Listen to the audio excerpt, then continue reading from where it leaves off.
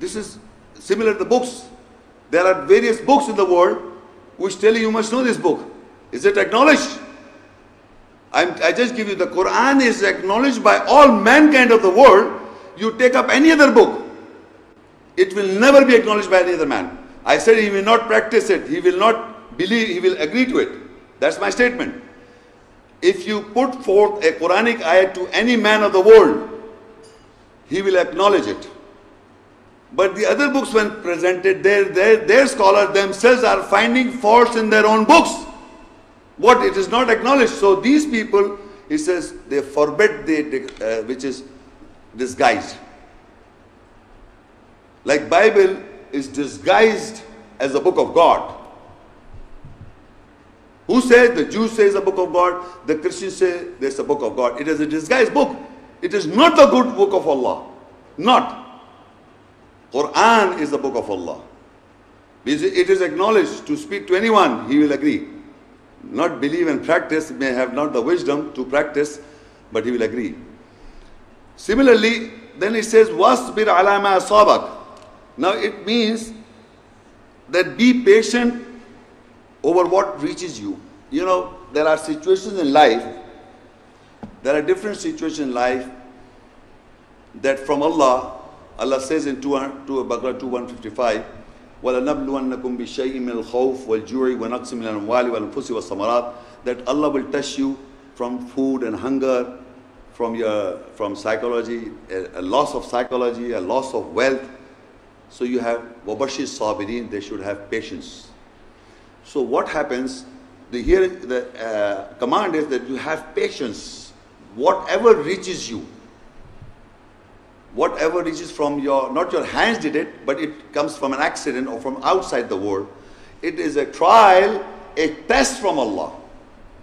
So you should have patience, and believe me, people get panicky. And they become panic and they start thinking that some people have done some magic on us. Something is going around in our family these days. Because when something reaches them from Allah, they don't understand this. It is a trial and test from Allah. But they think the other way, that some people are doing some magic on us. Something is going wrong. And they have superstitions, tremendous amount of superstitions, and believing that something is going wrong with me. This is all superstitions. No magic, no superstition. It is all up here in your mind. You think that way. So Allah says, when something reaches you, you must have patience. That it's a trial coming from Allah. Have patience. What happens? The ultimate is death. And ultimate reach is what? If you know what is the goal. The final goal of a believer or Muslim is the garden. The most pleasurable thing, or the nearness of Allah.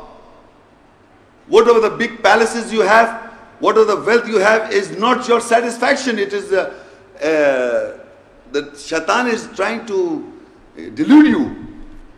But the real truth is the after death is garden and eternal peace. That is the truth, reality. You reach God. What about little petty matters? You're not going to die, but still you're afraid. The maximum is the death.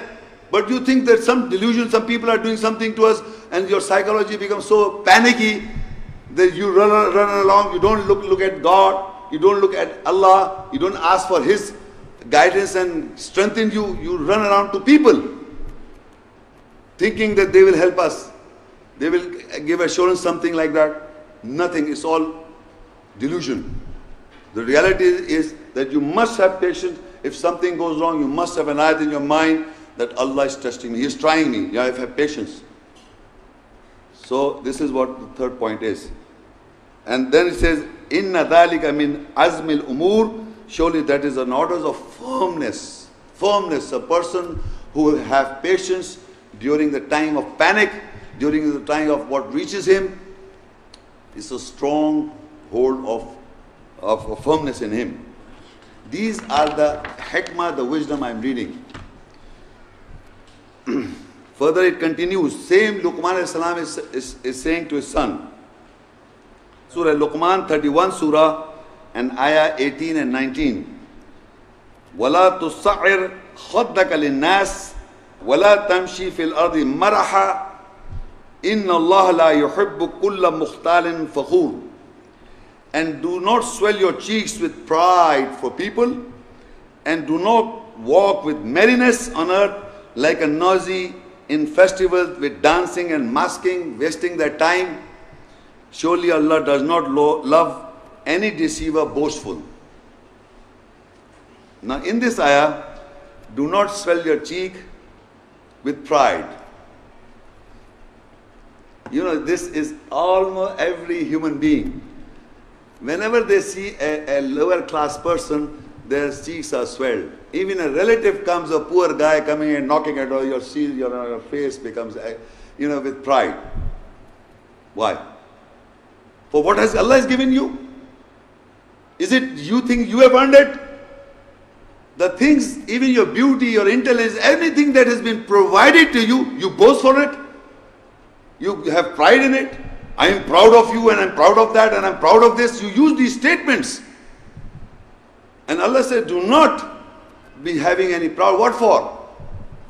Anything, a person is an intelligent person who's got brains, who's got good, who's got wealth, is it his anything of his? It was given by Allah. So that is why Allah said, do not swell your cheeks with pride. What for? What for?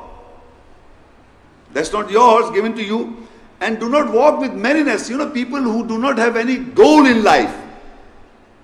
That is what it says, like noisy in festivals with dancing, and you should have a purpose in life. People do not have aim, goals in life. What they are doing, they are just wandering in life. Not a specific goal that, okay, careers are there, or you're after money, or you're after this, but the purpose of life is not only this. You have to have a strong moral character and moral conscience. That's what the purpose of life is, to have garden in the life, in this peaceful life, peace in this world, and a garden on the other side. So how should we walk? In this further ayat says, وَقْصِدْ فِي مَشْيِكْ وَقْضُضْ مِنْ صَوْتِكْ إِنَّ أَنْكَرَ الْأَصْوَاتِ لَصَوْتُ الْخَمِيرِ. And have purpose in your walk. That is a manner of behavior, conduct or a course of life. And lower yourself from your voice. Surely the most disguised or disgusted voices is definitely the voice or a braying of a donkey. Lower your voice. First is, you must have a purpose in your walk. I was just telling you, you should not have a merriness walk. You must have a purpose in life. And the purpose of life is to attain peace in this world and garden or the nearness of the good pleasures of Allah. That is the purpose. The other things is to live in the world. The other things we do, careers and everything, is just to live in the world, to sustain yourself. Actual purpose is to have peace of mind and soul and have garden and the nearness of Allah. This is the purpose, aim in your life. The true aim. So for this you have to work it out. That is the conduct and the course. And it says the most, and lower yourself by the voices. What is lower yourself of the voice? Lower yourself by the voice, your voice. Because it says the most disguised or disgusted or deniable voice is the braying of ass or a voice of a donkey. But what is braying or brays?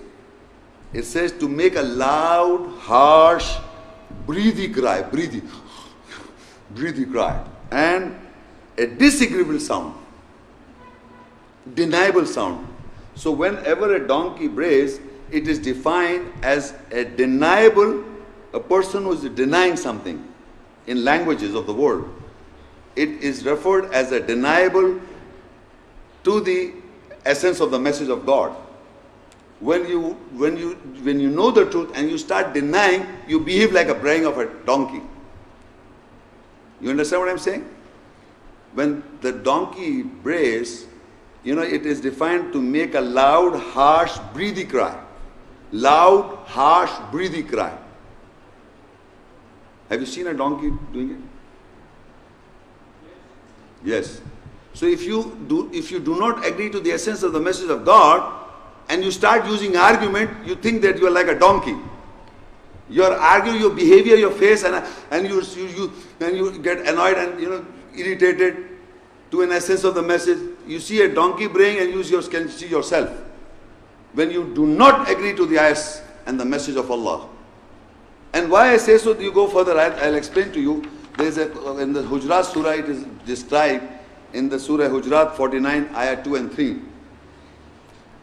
It says, Ya ayyuhalladhina amanu la tarfa'u aswatakum fawqa sawti an-nabiyyi wa la tajharu lahu bil qawl ka jahri ba'dikum li ba'd an tahbata a'malukum wa antum la tash'urun innal ladhina yaghudduna aswatahum 'inda rasulillah ulaika alladhina imtahana Allahu qulubahum lit-taqwa lahum maghfiratun wa ajrun azim. O you who believe, raise not your voices above the voice of the Prophet, and do not speak loudly with the saying to him, as some of you speak loudly to some. Otherwise your works, deeds will fail, and you will not be aware. And further it says, surely those who lower their voices in the presence of Allah's Messenger, Allah has examined their hearts. For those who take God, for them is forgiveness and a great reward. What is lowering a voice of his voice in front of the voice of the Prophet? What is the voice of a prophet? Do you hear the voice of a prophet? Anybody here in the hall can say, I hear the voice of a prophet. Every ayat that we read and understand, this is the Qawli Rasul Kareem. It is the saying of the messenger. It's the kalam. Remember this. It's the kalam, the word of God. This book of Allah is the kalam, the word of Allah. Right? And it is the revelation nazil from Allah. It is a revelation from Allah. It is a book of Allah. Who said it? Messenger Muhammad Rasulullah Sallallahu Alaihi Wasallam. So this Quran is a saying of the messenger Sallallahu Alaihi Wasallam, peace be upon him. You understand this? You must understand this. That any ayat in the Quran is the word of Allah, is the revelation from Allah, is an inspiration from Allah. Inspiration means wahi. Is a wahi, inspiration from Allah. Nazil means revelation. Revelation from Allah. Word. The sentence is the ayahs, the word from Allah, the book of Allah, but the saying, the said by Messenger Muhammad Rasulullah Sallam, peace be upon him. You understand this? It is the saying of the messenger. And in the Quran there are Musa Salam is saying to mankind, Isa Salam is saying to mankind, Ibrahim Salam is saying to mankind, all these messengers are addressing the mankind in the Quran. So whenever the Musa Salam addressed to people, he is a prophet. Ibrahim Islam addressed to the people, he's a prophet. Nuh Islam addressed to the people, he's a prophet. So if you raise your voice to the messenger prophet's voice, it is not, you're not hearing sound, it is the message. So you have to lower your voice to the prophet's voice, and the prophet's voice are all in the Quran. Every ayah addressing, any prophet addressing to his people is the voice of that prophet.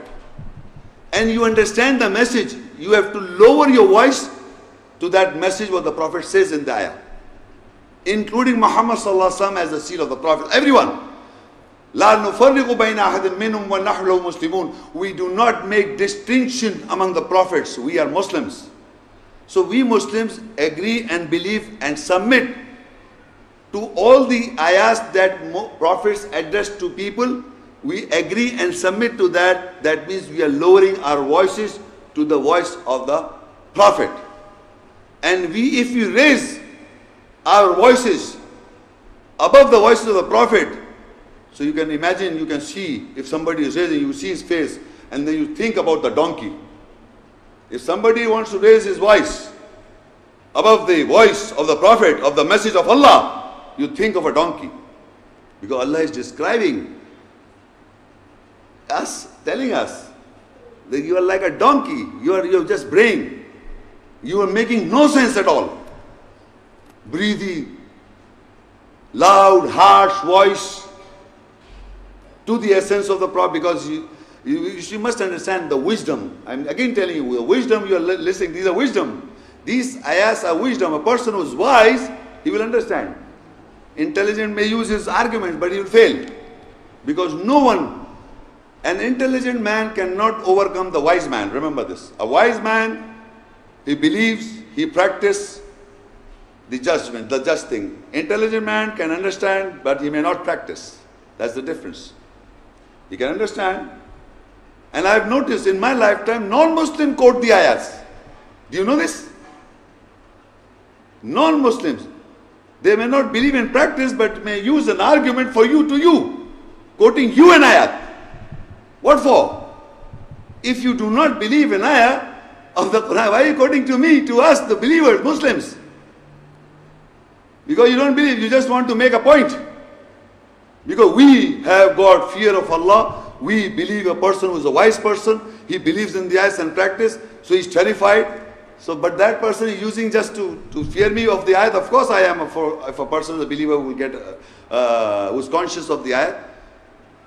But using an ayah for an argument, these Jews and non-Muslims are quoting ayahs these days, all time, to make a point. So that is not true. So now you understand what is lowering of the voice, in nearness of the Prophet. You must lower your voice. You must not raise your voice. And if you will lower, Allah has examined your heart. And for your taqwa, how to take guard. That is described in this. Now in Surah Al-Asra 17, I am reading, so now these ayahs that I was reading was Luqman alayhi salam was giving the wisdom. The verses that I read was the wisdom of Luqman alayhi salam who gave to his son. But these ayahs now I'm going to read is also wisdom ayat, the ayahs of wisdom. Just now I'm going to read is Surah Al-Isra 17 and 23 and 24. وَقَضَى رَبُّكَ أَلَّا تَعْبُدُوا إِلَّا إِيَّاهُ وَبِالْوَالِدَيْنِ إِحْسَانًا إِمَّا يَبْلُغَنَّ عِندَكَ الْكِبَرَ أَحَدُهُمَا أَوْ كِلَاهُمَا فلا تقل لهما أف ولا تنهرهما وقل لهما قولا كريما. I read further, next ayah, Surah Al-Isra 17 and ayah 24. وَاخْفِضْ لَهُمَا جَنَاحَ الذُّلِّ مِنَ الرَّحْمَةِ وَقُلْ رَبِّ ارْحَمْهُمَا كَمَا رَبَّيَانِي صَغِيرًا. And your Lord has accomplished that do not serve anyone except Him, and be good with your parents, and when any one of them attain an old age in your presence, do not say to both of them a word of contempt, that is dishonor, and do not repel both of them, and say an honorable saying to both of them. Now in this ayah is a relationship between the parents and the children. This is also hikmah, the wisdom. It says first that you do not worship except Him. That we have already, the first ayah read is a similar ayah, that we will not worship or serve Allah except Allah, will not serve anyone. Now the further points is, bil walidaini ihsana, that be good with your parents. Very, very important ayah. Be good with your parents. A wise person will understand and believe and practice. Intelligent person will understand, yes, we should believe. We should have good relation with your parents. And it says, very important, when any of them attain old age in your presence, in your lifetime, they become old, do not say to both of them a word of contempt. That means dishonor. And do not repel both of them, say an honorable saying to both of them. In this ayah, in the Arabic language, there are two, for dual, there's a plural and dual and singular. In Arabic, dual. So in the general world, in the general understanding, the mother is given an edge. But in the Quran it's not. It's both. So generally, in the Christian Bible or in the other word, in the Hindu religion, it is the motherhood is more valuable. But the Quran does not make a difference. Both of them, he said, do not say a word of contempt to both of them. And usually, mothers have got strong hold on the children, and their children retaliate to their parents, the father, not the mother. Mother is holy, and under the feet is Jannah, or the garden under the feet of mother is nonsense. Allah's garden is not so cheap. You have to earn it. You have to really earn it. You're making something, and the garden of Allah is in the mother. You know, you don't say a word of contempt to your mother and father, both. Balance. So if Allah says in this ayah, وَبِالْ وَالِدَيْنِ إِحْسَانًا, he used the word dual, and it says, do be good to your parents, father and mother, both. And further it says, and when any of them, meaning father or mother, attain an old age in your presence, your lifetime, do not say to both of them a word of contempt. Oof, dishonor. Do not dishonor them. This is wisdom. Do not dishonor your parents is wisdom. And I have noticed in my lifetime, many people, they do not agree to these ayahs. They don't practice these ayahs. It's a big problem in the West. It is a big problem all around the world. The children do not honor their parents at all. Because they're intelligent, they are not wise. They don't have the wisdom. And believe me, Quran, I told you in the beginning, the Prophet's got the book and the wisdom. If you do not practice the wisdom, if you are not a wise person, you will never understand the book of God. It's not used for you. Book is not for you. The book is for those who take guidance and practice, and they are wise people do this, not intelligent.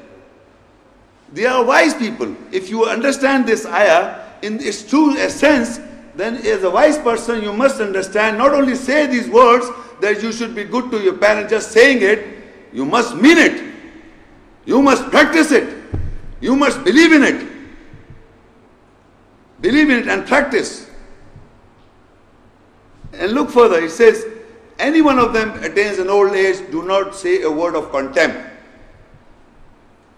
Uf, in the Arabic, the word is uf, means contempt and dishonor, disrespectful. Do not repel both of them, and whenever you say something, say honorable to them. So this is wisdom. Any person who is young, who has got their parents, must understand this, that he should be wise. He should be have wisdom and practice and believe. It's not just, look, if you say to these verses to any man of any religion, whether he's a Jew, whether he labels himself as a Christian, whether he labels himself as a Buddhist, but this verse everybody understands intellectually. But the wise person may be labeling himself anything, will understand and start practicing. So we say there are people, non-Muslim, they are very nice people, very good people. What for? They must be having wisdom. The Quranic ayahs is not saying something new, it's all in you, among mankind. The spirit, the essence of Allah's message is within all mankind. It's not something that you have to understand from outside. It's within you. You understand this. It's a part of yourself. Allah has made us in a manner that we understand all this. It's not that we don't understand, we understand. But the question is, do you believe and implement in our lives? That's important. So now further it says, and from the mercy lower your wings. Lower the wings in humility for both of them. Again both of them. And say, oh my Lord, be merciful on both of them. Again both of them. As they both cherished me when I was little. That you are asking, you must pray to Allah, have mercy on both of them as they cherished me when I was little, when you were nothing. When mankind was nothing, he was a little boy. Birth, you know, when you're a child are born, what are you? how your parents day and night take care of you and cherishes you. And now you become arrogant, lower yourself, lower your, what is lower of your wings? What are wings? You know, you are flying high these days, man. They say in the word, the language, when you become a successful man, you get knowledge, you will become a big man, and now you fly high. That flying high says lower your wings in front of your parents. That is lowering of the wings. To your parents, you are just a child, a kid. Always. He may appreciate you, but in your mind, in his mind, you are nothing but a kid. You can become anything. And believe me, there are people, their sons and children have tremendously advanced to their parents. They don't respect their parents. They feel shy about it. Believe me, I've come across these guys. They feel that my parents are, driver, like this, I'm like this. What nonsense, you are nothing if you don't have, because you are a birth of the same parents, they're Jesus of the same parents. They might have not got the education or something because of parents must have gone through some difficult tasks and difficult life. So they may not have the ability to do what you have done it. Or if Allah is giving you that intelligence, you will not respect your parents. So remember, these wise people understand these ayahs. The wisdom, this is the wisdom if you have and respect your parents. And further it says, lower your wings, lower the wings.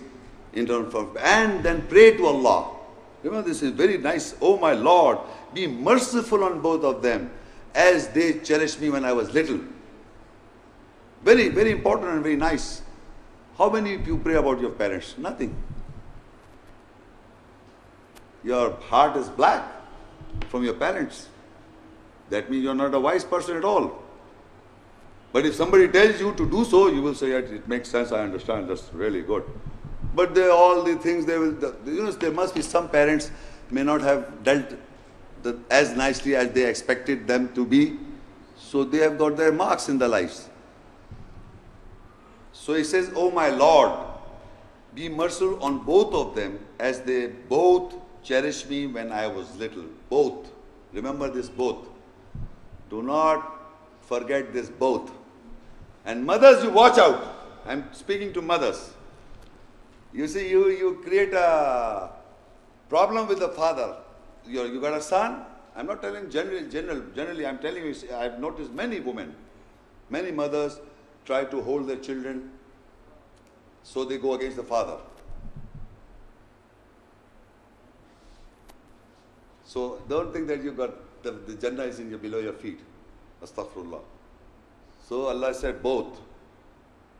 So you watch out, because you'll get caught on the day of judgment. If you develop your sons to go against the father, you are in great problem. Because you have to pray for both of them. The father does his own duty, his responsibility, what is imposed. It's not that the mother is more important. Naturally, the mother is more inclined to the child. I understand this. But that doesn't mean father, you just put a father aside.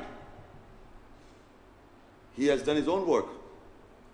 It's a car of two wheels. It's not that only mother. Mother, of course, what is necessary and important for mother to take care of, but she must not make the son against the father, which normally mother does it. Any father says something to the mother, and this feelings the feelings of mother is against the father, he pours to the child, the son, and make an opponent, and he cripples the child, basically. Because the child doesn't like it. Because he's got the spirit in him. He doesn't like it. Why would he go against his father? Why would he go? You are making him cripple. You're killing his psyche. Killing, basically, is killing. And Allah will not forgive you for that. Anyway, Surah Luqman 31 and Ayah 15. Again, the same parent-children relation is the hikmah, the wisdom we are reading. وَإِنْ جَاهَدَاكَ عَلَىٰ أَن تُشْرِكَ بِي مَا لَيْسَ لَكَ بِهِ عِلْمٍ فَلَا تُطِعْهُمَا وَصَاحِبْهُمَا فِي الدُّنْيَا مَعْرُوفًا وَاتَّبِعْ سَبِيلَ مَنْ أَنَابَ إِلَيَّ ثُمَّ إِلَيَّ مَرْجِعُكُمْ فَأُنَبِّئُكُمْ بِمَا كُنْتُمْ تَعْمَلُونَ. And if the parents strive with you so that you associate with me of that you have no knowledge, so you do not obey both of them. And accompany both of them with what is acknowledged in this world and follow the way of the one who is a deputy towards me. Then you will return towards me, so I will inform you of what you were doing. Now there is an argument by the children in my lifetime. They say, we are trying to get the message, the children. We are trying to understand the Quranic ayahs. We are taking guidance. But you know, my parents, they are from the old times. They don't want to agree. So they don't want to obey.